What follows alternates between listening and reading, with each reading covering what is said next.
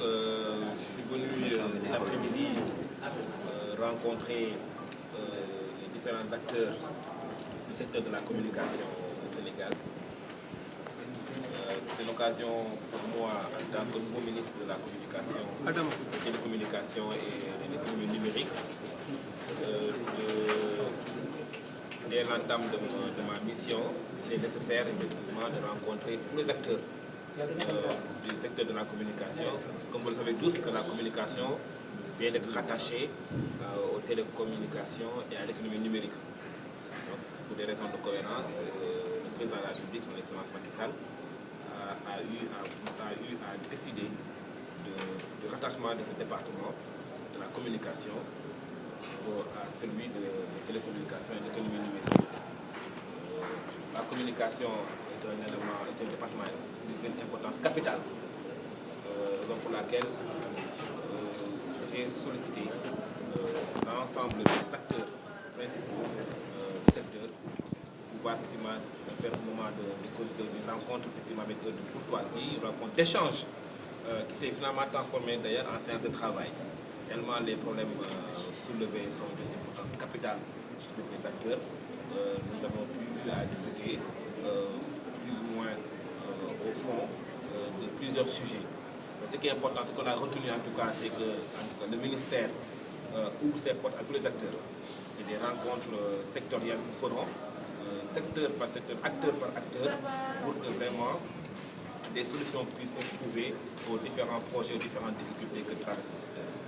En tout cas, je peux assurer à tous les acteurs que le ministère est dans toutes les dispositions de les accompagner et dans l'exercice de leur fonction.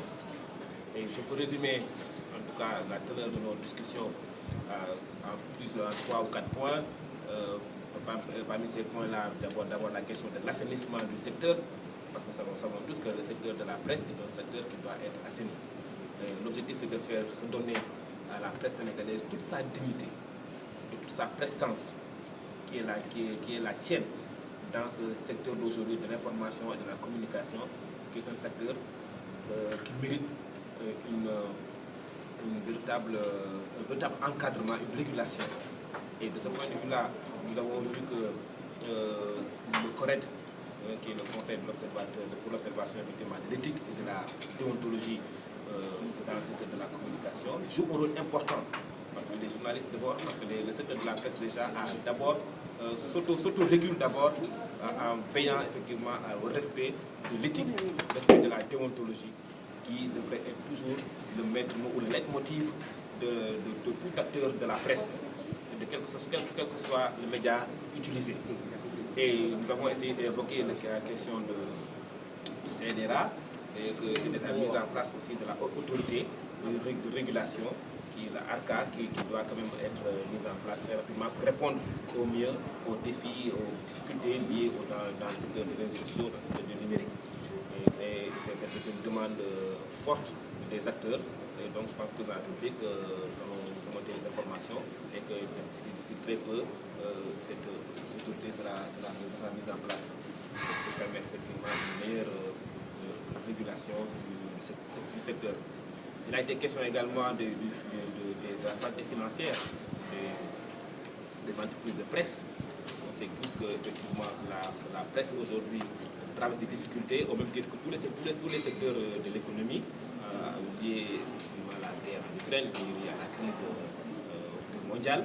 Et de ce point de vue-là aussi, les acteurs ont sollicité encore une fois l'application de la loi sur la publicité, pour que la publicité puisse quand même revenir, pour la plupart en tout cas, aux médias privés, vu que beaucoup de ressources effectivement sont captées par les médias publics, qui eux-mêmes bénéficient de subventions de l'État.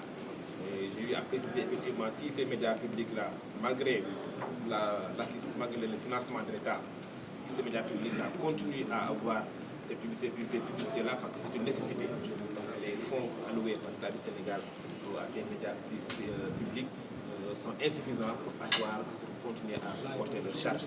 Mais néanmoins, la discussion est ouverte. Nous allons voir les voies et moyens de pouvoir effectivement mieux mutualiser ces sources de financement, ces ressources qui devraient également profiter au secteur privé des médias. Il a été également question aussi du statut des agents de la presse de manière générale.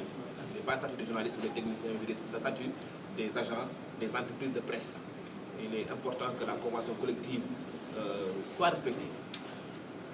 Nous savons tous que ce secteur de la presse emploie des milliers de personnes, la plupart des jeunes filles, des jeunes femmes, comme des jeunes de ce pays.